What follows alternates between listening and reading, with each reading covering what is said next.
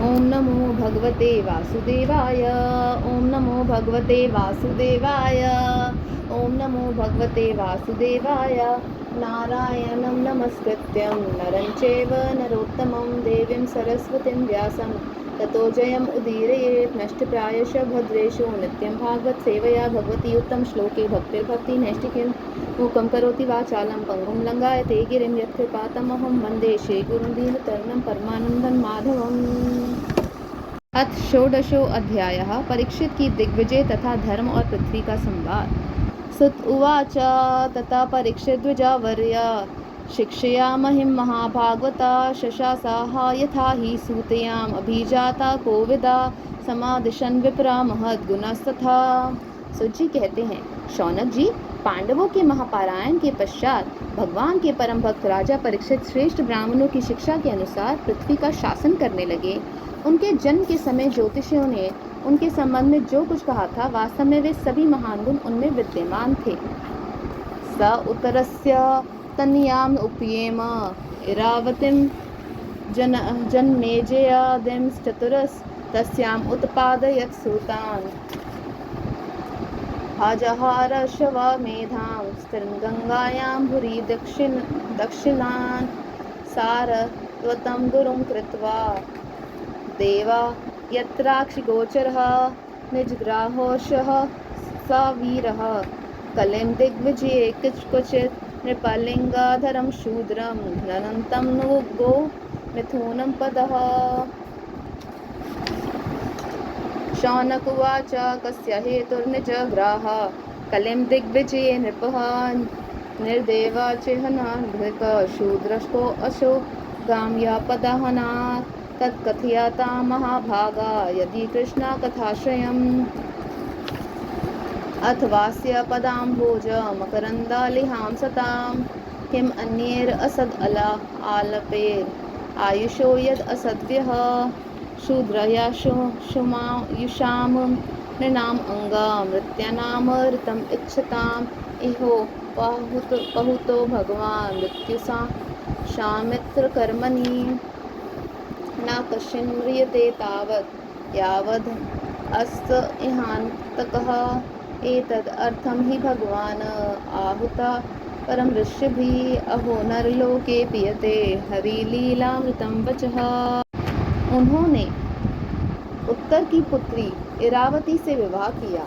उससे उन्होंने जन्मेजय आदि 4 पुत्र उत्पन्न किए तथा कृपाचार्य को आचार्य बनाकर उन्होंने गंगा के तट पर 3 अश्वमेध यज्ञ किए, जिनमें ब्राह्मणों को पुष्कल दक्षिणा दी गई। उन यज्ञों में देवताओं ने प्रत्यक्ष रूप में प्रकट होकर अपना भाग ग्रहण किया था। एक बार दिग्विजय करते समय उन्होंने देखा कि शूद्र के रूप में कलयुग राजा का वेश धारण करके एक गाय और बैल के जोड़े को ठोकरों से मार रहा है। तब उन्होंने उसे बलपूर्वक पकड़कर दंड दिया। शौनक जी ने पूछा, महाभाग्यवान सुत जी, दिग्विजय के समय महाराज परीक्षित ने कलयुग को दंड देकर ही क्यों छोड़ दिया, मार क्यों नहीं डाला? क्योंकि राजा का वेश धारण करने पर भी था तो वह अधम शूद्र ही जिसने गाय को लात से मारा था। यदि यह प्रसंग भगवान श्री कृष्ण की लीला से अथवा उनके चरण कमलों के मकरंद रस का पान करने वाला रसिक महानुभावों से संबंध रखता हो तो अवश्य कहिए। दूसरी व्यर्थ की बातों से क्या लाभ, उनमें तो आयु व्यर्थ नष्ट होती है। प्यारे सुत जी, जो लोग चाहते तो हैं मोक्ष, परंतु अल्पायु होने के कारण मृत्यु से ग्रस्त हो रहे हैं, उनके कल्याण के लिए भगवान यम का आवाहन करके उन्हें यहाँ शामित्र कर्म में नियुक्त कर दिया गया। जब तक यमराज यहाँ इस कर्म में नियुक्त हैं, तब तक किसी की मृत्यु नहीं होगी।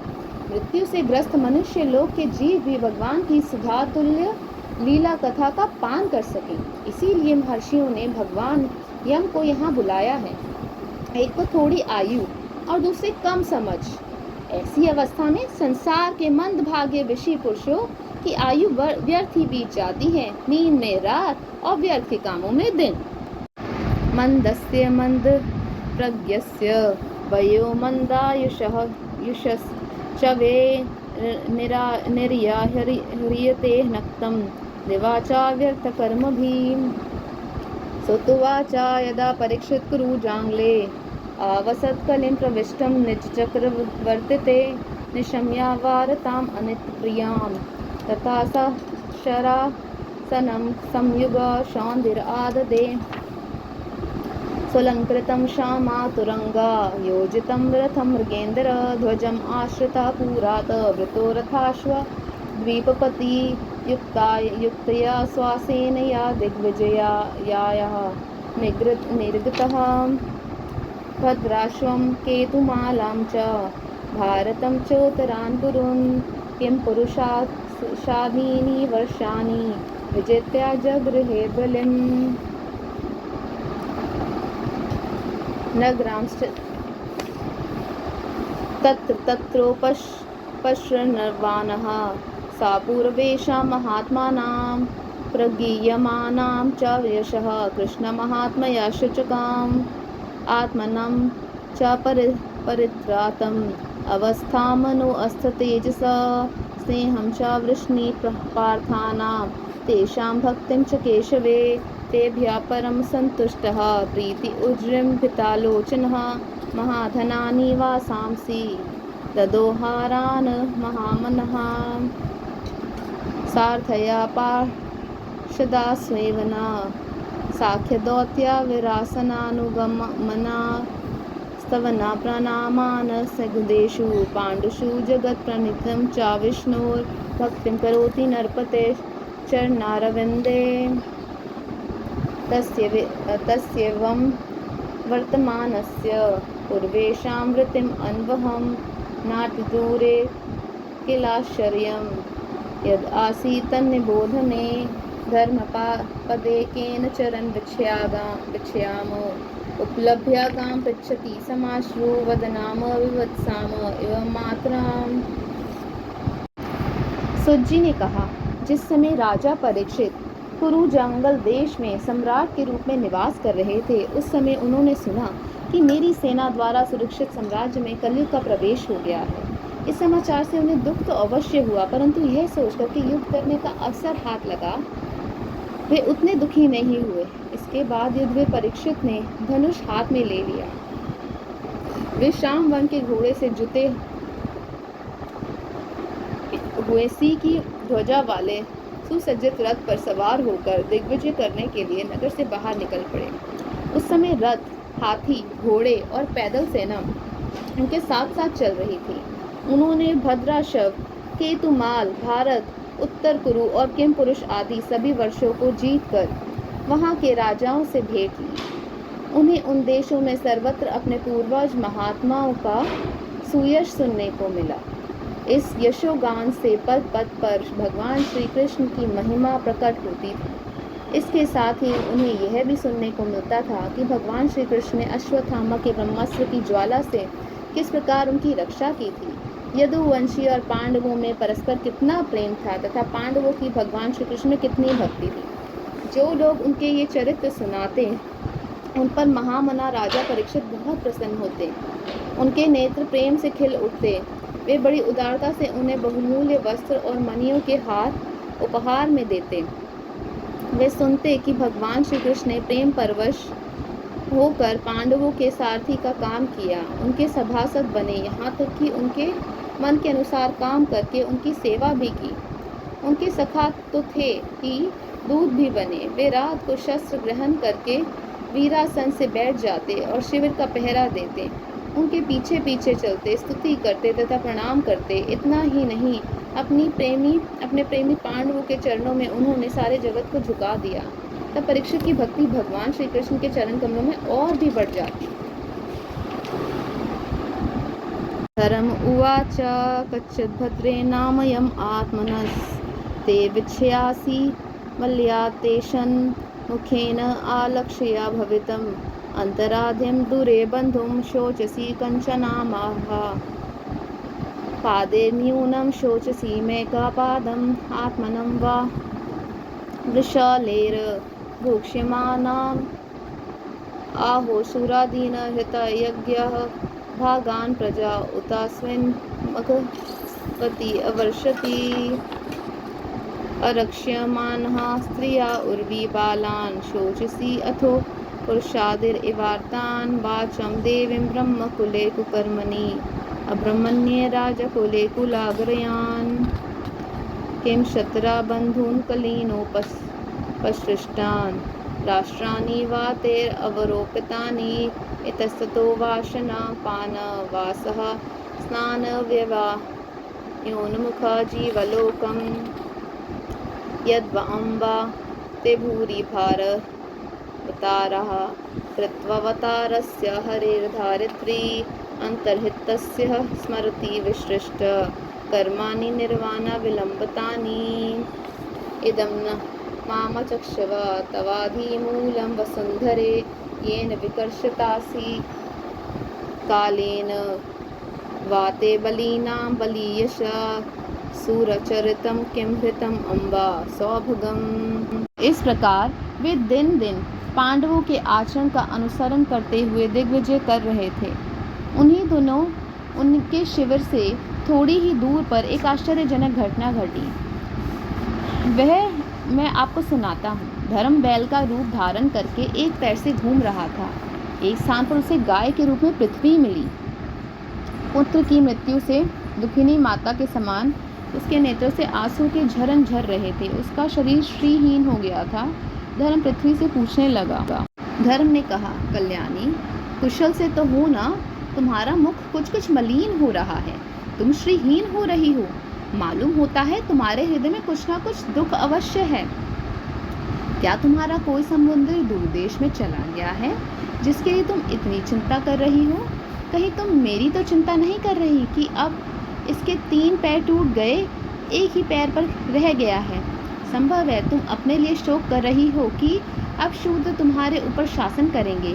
तुम्हें इन देवताओं के लिए भी खेद हो सकता है जिन्हें अब यज्ञों में आहुति नहीं दी जाती, अथवा उस प्रजा के लिए भी जो वर्षा न होने के कारण अकाल एवं दुर्भिक्ष से पीड़ित हो रही है। देवी, क्या तुम राक्षस तरीके मनुष्यों के द्वारा सताई हुई आरक्षित स्त्रियों एवं आर्त बालकों के लिए शोक कर रही हो? संभव है विद्या अब कुकर्मी ब्राह्मणों के चुंगल में पड़ गई है और ब्राह्मण विप्रद्रोही राजाओं की सेवा करने लगे हैं और इसी का तुम्हें दुख हो। आज के नाम मात्र के राजा तो 16 आने कलयुगी हो गए हैं। उन्होंने बड़े बड़े देशों को भी उजाड़ डाला है। क्या तुम उन राजाओं और देशों के लिए शोक कर रही हो? आज की जनता खान पान, वस्त्र, स्नान और स्त्री सहवास आदि में शास्त्रीय नियमों का पालन न करके स्वेच्छाचार कर रही है। क्या इसके लिए तुम दुखी हो? यद वाम्बा ते भूरि भारवतारः कृतावतारस्य हरेर्धरति अन्तर्हितस्य स्मरति विसृष्टा कर्माणि निर्वाणविलम्बितानि इदं मामचक्ष्यव त्वाधिमूलं वसुन्धरे येन विकर्षतासि कालेन वाते बलीनां बलीयसा शुराचितं किं हृतं अम्बा सौभगम्। धर्मि उवाच, भवान् हि विदा तत्सर्वं यन्मां धर्मानुपृच्छसि चतुर्भिर्वर्तसे येन पादैर्लोकसुखावहा। सत्यं शौचं दया शान्तिस्त्यागः सन्तोष आर्जवं शमोदमस्तपः साम्यं तितिक्षोपरितः परतिः श्रुतं ज्ञानं विकृतिरैश्वर्यं शौर्यं तेजोबलं स्मृतः स्वान्तर्यं कौशलं कान्तिर्धैर्यं मार्दवम् एव च प्रागल्भल्यं प्रश्यरः शीलं सह ओजोबलं भग गाम्भीर्यं स्थैर्यम् आस्तिक्यं कीर्तिर्मानो अनहन्कृतः एते चान्ये च भगवन् नित्य यत्र महागुणा प्रार्थया महत्त्वम् इच्छद्भिर्नावयन्ति स्म कर्हिचित् तेनाहं गुणपात्रेण श्रीनिवासेन साम्प्रतं शोचामि रहितं लोकं पापमना कलिनेक्षितम् आत्मनाम चानुशोचामि भवन्तं चामरोत्तमं देवान् पितॄन् ऋषीन् साधून् सर्वान् वर्णान् तथा आश्रमान्। माँ पृथ्वी, अब समझ में आया। हो ना हो तुम्हें भगवान श्री कृष्ण की याद आ रही हो। की। उन्होंने तुम्हारा भार उतारने के लिए ही अवतार लिया था और ऐसी लीलाएं की थी जो मोक्ष का भी अवलंबन है। अब उनके लीला संवरण कर लेने पर उनके परित्याग से तुम दुखी हो रही हो। देवी, तुम तो धन रत्नों की खान हो। तुम अपने क्लेश का कारण, जिससे तुम इतनी दुर्बल हो गई हो, मुझे बतलाओ। मालूम होता है बड़े बड़े बलवानों को भी हरा देने वाले काल ने देवताओं के द्वारा वंदनीय तुम्हारे सौभाग्य को छीन लिया है। पृथ्वी ने कहा, धर्म, तुम मुझसे जो कुछ पूछ रहे हो वे सब स्वयं जानते हो। जिन भगवान के सहारे तुम सारे संसार को सुख पहुंचाने वाले अपने चारों चरणों से युक्त थे, जिनमें सत्य, पवित्रता, दया, क्षमा, त्याग, संतोष, सरलता, शम, दम, तप, समता, तितिक्षा, उपरति, शस्त्र, विचार, ज्ञान, वैराग्य, ऐश्वर्य, वीरता, तेज, बल, स्मृति, स्वतंत्रता, कौशल, कांति, धैर्य, कोमलता, निर्भीकता, विनय, शील, साहस, उत्साह, बल, सौभाग्य, गंभीरता, स्थिरता, आस्तिकता, कीर्ति, गौरव और निरहंकारता, ये 39 अप्रकृत गुण तथा महत्वाकांक्षी पुरुषों के द्वारा वांछनीय शरणागत वत्सलता आदि और भी बहुत से महान गुण उनकी सेवा करने के लिए नित्य निरंतर निवास करते हैं, एक क्षण के लिए भी उनसे अलग नहीं होते। उन्हीं समस्त गुणों के आश्रय सौंदर्य धाम भगवान श्री कृष्ण ने उस समय इस लोक से अपनी लीला संवरण कर ली और यह संसार पाप में कलयुग की कुदृष्टि का शिकार हो गया। यही देखकर मुझे बड़ा शोक हो रहा। अपने लिए देवताओं में श्रेष्ठ तुम्हारे लिए देवता, पितृ, ऋषि, साधु और समस्त वर्णों तथा आश्रमों के मनुष्य के लिए मैं शोकग्रस्त ही हो रही हूँ। ब्रह्मादयो बहुतीर्थम यद अपांग मोक्ष कामास्तपः समाचरन् भगवत् प्रपन्नः सा श्री स्ववासाम अरविंदवनं विहाय यत्पादा सौभगम अलम भजते अनुकृता तस्याहम् अब्जाकुलिशानुषः केतुकेतः श्रीमत् पदेर्भगवता समलन कृतांगी तृण अद्यौरच उपलभ्य ततो विभूतिं लोकान् सा मां व्यसृजत् उत्सम्यक्तिं तदन्ते यो वे मामातिभरम् आसुरः वंशराज्ञम् अक्षमी शटम् अपानुदद् आत्मतन्त्रः त्वां दुःस्थम् ऊनपादपदम् आत्मनि पौरुषेण सम्पदायन् यदुषु रम्यम् अबिभ्रद् अंगम गावासहेतविरहं पुरुषोत्तमस्य प्रेमावलोकरुचिरास्मितावलभूजल्पैः सैर्यं समानम् अहरन्मधुमानिनां रमोत्सव मम यद् अनगिरिपितङ्कितायः तयोरेवं कथा यतः पृथ्वीधर्मयोस्तदा परीक्षन् नाम राजर्षि प्राप्ता प्राचीन सरस्वतीं, जिनका कृपा कटाक्ष प्राप्त करने के लिए ब्रह्मा आदि देवता भगवान के शरणागत होकर बहुत दिनों तक तपस्या करते हैं, वहीं लक्ष्मी जी अपने निवास स्थान कमल वन का परित्याग करके बड़े प्रेम से जिनके चरण कमलों की सुभग छत्र छाया का सेवन करती हैं, उन्हीं भगवान के कमल, वज्र, अंकुश, ध्वज आदि चिन्हों से युक्त श्री चरणों से विभूषित होने के कारण मुझे महान वैभव प्राप्त हुआ था और मेरी तीनों लोकों से बढ़कर शोभा हुई थी, परंतु मेरे सौभाग्य का अब अंत हो गया है। भगवान ने मुझे भागने को छोड़ दिया। मालूम होता है मुझे अपने सौभाग्य पर गर्व हो गया था, इसलिए उन्होंने मुझे वह दंड दिया है। तुम अपने 3 चरणों के कम हो जाने से मन ही मन कुढ़ रहे थे, अतः अपने पुरुषार्थ से तुम्हें अपने ही अंदर पुनः सब अंगों से पूर्ण एवं स्वस्थ कर देने के लिए वे अत्यंत रमणीय श्याम सुंदर विग्रह से यदुवंश में प्रकट हुए और मेरे बड़े भारी भार को, जो असुरवंशी राजाओं को की सैकड़ों अक्षौहिणियों के रूप में था, नष्ट कर डाला, क्योंकि वे परम स्वतंत्र थे, जिन्होंने अपनी प्रेम भरी चितवन, मनोहर मुस्कान और मीठी मीठी बातों से सत्यभामा आदि मधुमेह माननियों के मान के साथ धीरज को भी छीन लिया था और जिनके चरण कमलों के स्पर्श से मैं निरंतर आनंद से पुलकित रहती थी, उन पुरुषोत्तम भगवान श्री कृष्ण का विरह भला कौन सह सकती है। धर्म और पृथ्वी इस प्रकार आपस में बातचीत कर रहे थे कि उसी समय राज ऋषि परीक्षित पूर्वगामिनी सरस्वती के तट पर आ पहुँचे।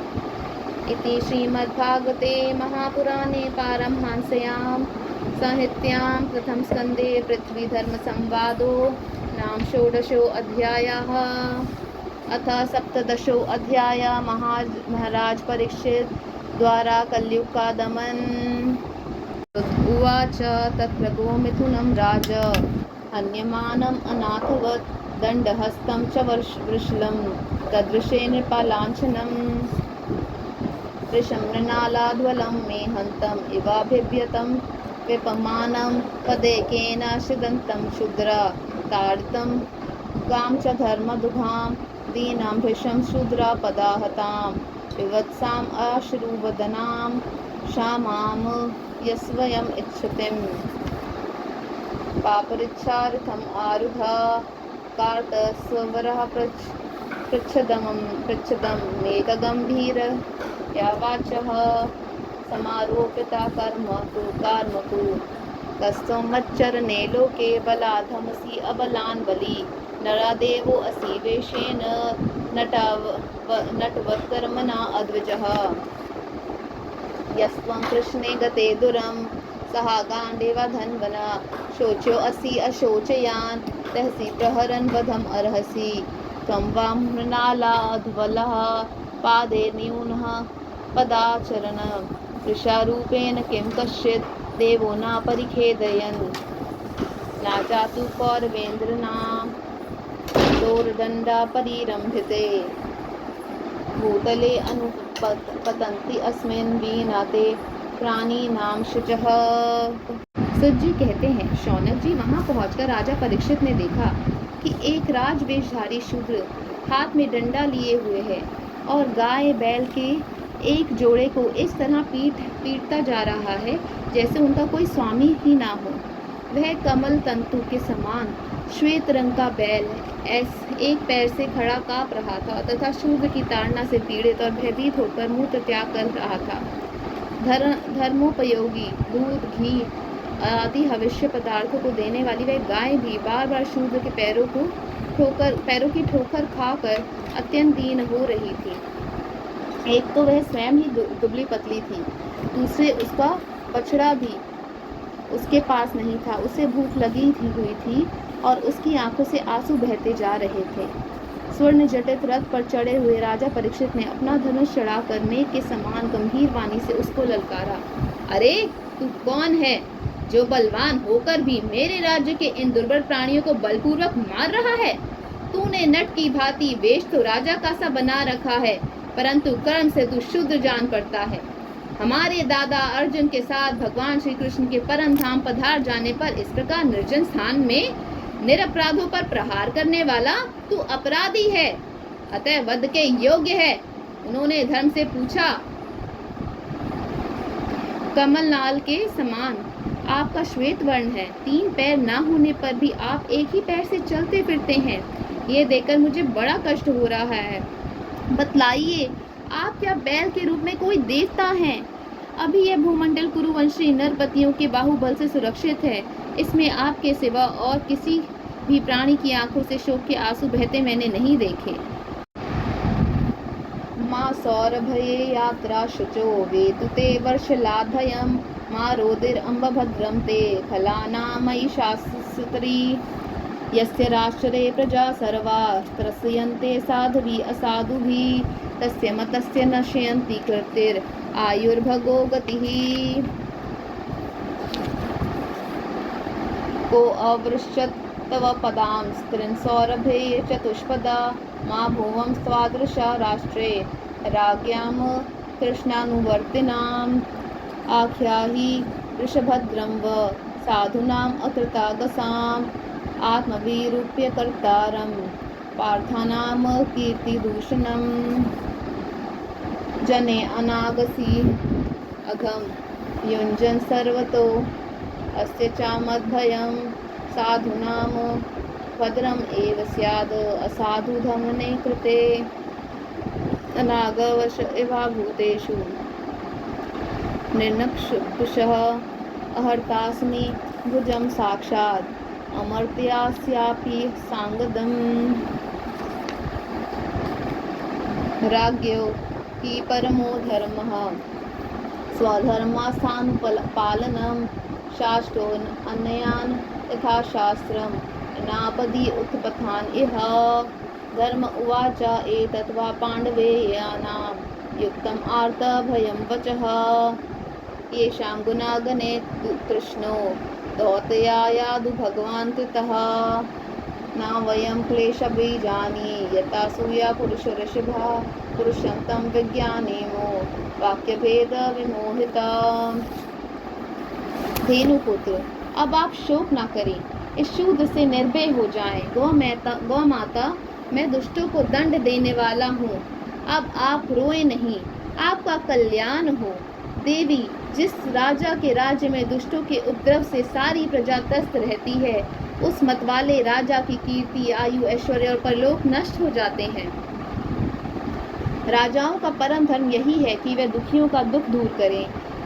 यह महादुष्ट और प्राणियों को पीड़ित करने वाला है, अतः मैं अभी इसे मार डालूंगा। सुरभि नंदन, आप तो 4 पैर वाले जीव हैं, आपके 3 पैर किसने काट डाले? श्री कृष्ण के अनुयायी राजाओं के राज्य में कभी कोई भी आपकी तरह दुखी न हो। ऋषभ, आपका कल्याण हो। बताइए, आप जैसे निरपराध साधुओं का अंग भंग करके किस दुष्ट ने पांडवों की कीर्ति में कलंक लगाया है? जो किसी निरपराध प्राणी को सताता है, उसे चाहे वह कहीं भी रहे, मेरा भय अवश्य होगा। दुष्टों का दमन करने से साधुओं का कल्याण ही होता है। जो उद्दंड व्यक्ति निरपराध प्राणियों को दुख देता है, वह चाहे साक्षात देवता ही क्यों न हो, मैं उसकी बाजूबंद से विभूषित भुजा को काट डालूंगा। बिना आपत्ति काल के मर्यादा का उल्लंघन करने वालों को शास्त्रानुसार दंड देते हुए अपने धर्म में स्थित लोगों का पालन करना राजाओं का परम धर्म है। धर्म ने कहा, राजन, आप महाराज पांडु के वंशज हैं, आपका इस प्रकार दुखियों को आश्वासन देना आपके योग्य ही है, क्योंकि आपके पूर्वजों के श्रेष्ठ गुणों ने भगवान श्री कृष्ण को उनका सारथी और दूत आदि बना दिया था। नरेंद्र, शास्त्रों के विभिन्न वचनों से मोहित होने के कारण हम उस पुरुष को नहीं जानते जिससे क्लेशों के कारण उत्पन्न होते हैं। केचित् विकल्प वसना आहुर आत्मनाम आत्मना देवम अन्य अपरे कर्मा स्वभावम अपरे प्रभुम अप्रतर्कयाद अनिर्देशयाद इति केशव अपनी निश्चय अत्रानुरूपम राजऋषे विमर्शा स्वमनिश्चय। सुत उवाच एवं धर्मे प्रवर्तति सा सम्राट द्विजा सत्तमः समाहितेन मनसा विखेदः पर्यचष्ट तं।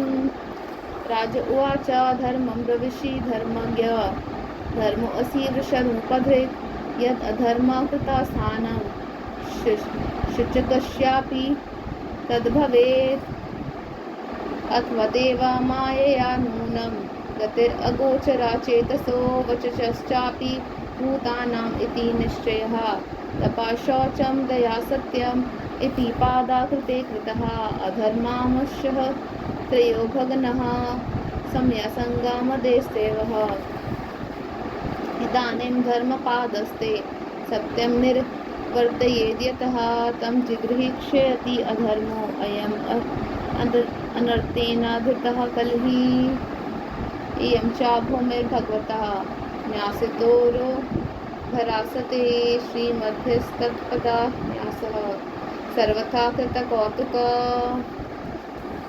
शोचति अश्रुकला साध्वी दुर्भगे मोजिता सती अभ्रमण्या नृपा व्याजः शूद्र भोक्षयन्ति माम इति। जो लोग किसी भी प्रकार के द्वैत को स्वीकार नहीं करते, वे अपने आप को ही अपने दुख का कारण बतलाते हैं। कोई प्रारब्ध को कारण बतलाते हैं तो कोई कर्म को, कुछ लोग स्वभाव को तो कुछ लोग ईश्वर को दुख का कारण मानते हैं। किन्हीं का ऐसा भी निश्चय है कि दुख का कारण ना तो तर्क के द्वारा जाना जा सकता है और ना वाणी के द्वारा बतलाया जा सकता है। राजऋषि, अब इनमें कौन सा मत ठीक है, ये आप अपनी बुद्धि से ही विचार कर लीजिए। सुत जी कहते हैं, ऋषि श्रेष्ठ शौनक जी धर्म का यह प्रवचन सुनकर सम्राट परीक्षित बहुत प्रसन्न हुए। उनका खेद मिट गया। उन्होंने शांति चित्त होकर उनसे कहा। परीक्षित ने कहा, धर्म का तत्व जानने वाले ऋषभदेव, आप धर्म का उपदेश कर रहे हैं। अवश्य ही आप ऋषभ के रूप में स्वयं धर्म हैं।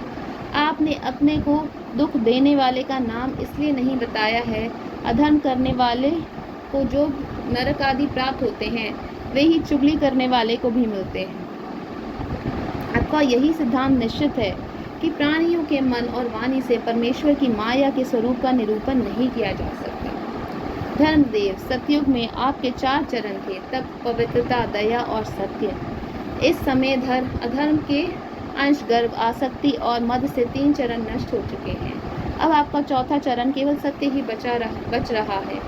उसी के बल पर आप जी रहे हैं। असत्य से पुष्ट हुआ यह अधर्म रूप कलयुग उसे भी ग्रास कर लेना चाहता है। ये गौ माता साक्षात पृथ्वी है। भगवान ने इनका भारी बोझ उतार दिया था और ये उनके राशि सौंदर्य बिखेरने वाले चरण चिन्हों से सर्वत्र उत्सवमयी हो गई थी। अब ये उनसे बिछुड़ गई हैं। वे साध्वी अभागिनी के समान नेत्रों में जल भरकर ये चिंता कर रही हैं कि अब राजा का स्वांग बनाकर ब्राह्मण दोही शूद्र मुझे भोगेंगे। त्वं जिगाहमश् अभिप्रेत्य विहाय नृपलाञ्छनं तत्पादमूलं शिरसा समगात् भयाविह्वलः पतितं पादयोर्वीरः कृपया दीनवत्सलः शरण्यो नावच्छदिच्छलोक्यः आह चेदं हसन् इव। राज उवाच, नाते गुडाकेशा यशोधाराणां बद्धानि जलेर्वैभयम् अस्ति किञ्चित् नावर्तित्वयं भवता कथञ्चनः क्षेत्रे मदीये त्वम् अधर्मा बन्धुः त्वां वर्तमानं नरदेव देहेषु अनुप्रवृत्तो अयम् अधर्मा पुगः लोभो अनृतं चौर्यम् अनार्यम् अमहो ज्येष्ठा च माया कलहाश्च दम्भः नावर्तितव्यं तद् अधर्मा बन्धुधर्मेण सत्येन चावर्तितव्ये ब्रह्मावर्ते यत्र यज्ञन्ति यज्ञेश्वरं यज्ञावृतानाविज्ञः यस्मिन् हरिर्भगवान् इज्य आत्मा मूर्तिर्यजतां शं तन्नोति कामान् अमोघान् सिराजङ्गमानाम् अन्तर्बहिर्वायुरिवेश आत्मा। सुत उवाच, परीक्षितेवम् आदिष्ट साकलिर्जातवेपथु तम् उदयत्तासिम् आहेदं दण्डपाणिम् इवोदयतम्। महारथी परीक्षित ने इस प्रकार धर्म और पृथ्वी को सांत्वना दी। फिर उन्होंने धर्म के कारण रूप कलयुग को मारने के लिए तीक्ष्ण तलवार उठाई। कलयुग ताड़ गया कि ये तो अब मुझे मार ही डालना चाहते हैं। अतः झटपट उसने अपने राज चिन्ह उतार डाले और भय विवल होकर उनके चरणों में अपना सिर रख दिया। परीक्षित बड़े यशस्वी, दीन वत्सल और शरणागत रक्षक थे। उन्होंने जब कलयुग को अपने पैरों पर खड़ा देखा तो कृपा करके उसको मारा नहीं, अपितु हंसते हुए से उससे कहा। परीक्षित बोले, जब तू हाथ जोड़कर शरण आ गया तब अर्जुन ने के यशस्वी वंश में उत्पन्न हुए किसी भी वीर से तुझे कोई भय नहीं, परंतु तू अधर्म का सहायक है, इसलिए तुझे मेरे राज्य में बिल्कुल नहीं रहना चाहिए। तेरे राजाओं के शरीर में रहने से ही लोभ, झूठ, चोरी, दुष्टता, स्वधर्म त्याग, दरिद्रता, कपट, कला, दंभ और दूसरे पापों की बढ़ती हो रही है। अतः अधर्म के साथी इस ब्रह्मवर्त में तू एक क्षण के लिए भी ना ठहरना, क्योंकि यह धर्म और सत्य का निवास स्थान है। क्योंकि यह धर्म इस क्षेत्र में यज्ञ विधि के जानने वाले महात्मा यज्ञों के द्वारा यज्ञ पुरुष भगवान की आराधना करते रहते हैं। इस देश में भगवान श्री हरि यज्ञ के रूप में निवास करते हैं। यज्ञों के द्वारा उनकी पूजा होती है और वे यज्ञ करने वालों का कल्याण करते हैं। वे सर्व आत्मा भगवान वायु की भांति समस्त चराचर जीवों के भीतर और बाहर एक रस स्थित रहते हुए उनकी कामनाओं को पूर्ण करते रहते हैं। सुत जी कहते हैं, परीक्षित जी, कि यह आज्ञा सुनकर कलयुग से उठा। यमराज के समान मारने के लिए उद्यत साथ में तलवार लिए हुए परीक्षित से वहां वह बोला। कलिर उवाच यत्र वाथा वक्ष्यामि सार्वभौम त्ववागयः लक्ष्ये तत्र तत्रापि त्वाम् आतेषु शारसनम् तन्मे धर्माभृतां श्रेष्ठ स्थानं निर्देशितुम् अर्हसि यद्देव नियतो वत्स्य अथिस्थंस्ते अनुशासनम्। सुत उवाच अभ्यर्थितस्तदा तस्मै स्थानानि कल्येर्ददो द्यूतं पानं श्रियाशूनं यत्र धर्मश्चतुर्विधः पुनश्च याचमानाय जातरूपम् अदात् प्रभु ततो अनृतं मदं कामं रजो वैरं च पंचमम् अमुनि पंचस्थानानि हे अधर्मा प्रभव कलिः औदर्येण दत्तानि न्यवसत् तन्निदेशकृत् अथैतानि न सेवता बुभुषः पुरुषः क्वचित् विशेषतो धर्मोशीलो राजलोकागतिर्गतिर्गुरुः वृषस्य नष्टां स्त्रीन्पादान् तपा शौचं दयां इति प्रतिसन्धदा आश्वासया महिं च वर्धयत् सा एषा यथार्हि अभ्यासता आसनं पार्थिवोचितं पितामहेनोपन्यसुतं राज्ञरान्यं विवक्षता अस्ते अधुना सा राजऋषि कौरवेन्द्रश्रियो तोसना गजा हवे महाभाग चक्रवर्ती बृहस्पतिः इत्थं भूतानुभावो अयम् अभिमन्युसुतो नृपः यस्य पालितः शौन्यं यूयं सत्रयः दीक्षितः।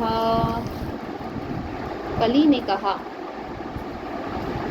सार्वभौम, आपकी आज्ञा से जहाँ कहीं भी मैं रहने का विचार करता हूँ वहीं देखता हूँ कि आप धनुष पर बाण चढ़ाए खड़े हैं। धार्मिक शिरोमणि, आप मुझे वह स्थान बतलाइए जहाँ मैं आपकी आज्ञा का पालन करता हुआ स्थिर होकर रह सकूं। सुत जी कहते हैं, कलयुग की प्रार्थना स्वीकार करके राजा परीक्षित ने उसे 4 स्थान दिए: द्यूत, मद्यपान, स्त्री संग और हिंसा।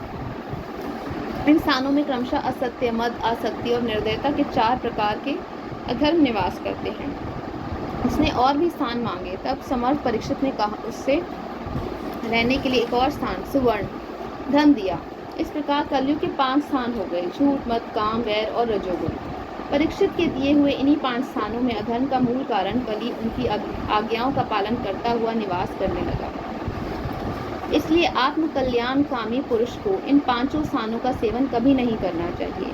धार्मिक राजा, प्रजा वर्ग के लौकिक नेता और धर्मोपदेष्टा गुरुओं को तो बड़ी सावधानी से इनका त्याग करना चाहिए। राजा परीक्षित ने इसके बाद ऋषभ रूप धर्म के 3 चरण तपस्या, शौच और दया जोड़ दिए और आश्वासन देकर पृथ्वी का संवर्धन किया। वे ही महाराजा परीक्षित इस समय अपने राज सिंहासन पर, जिसे उनके पितामह महाराज युधिष्ठिर ने वन में जाते समय उन्हें दिया था, विराजमान है। वे परम यशस्वी सौभाग्य भाजन चक्रवर्ती सम्राट राजजी परीक्षित इस समय हस्तिनापुर में कौरव कुल की राज्य लक्ष्मी से शोभायमान है।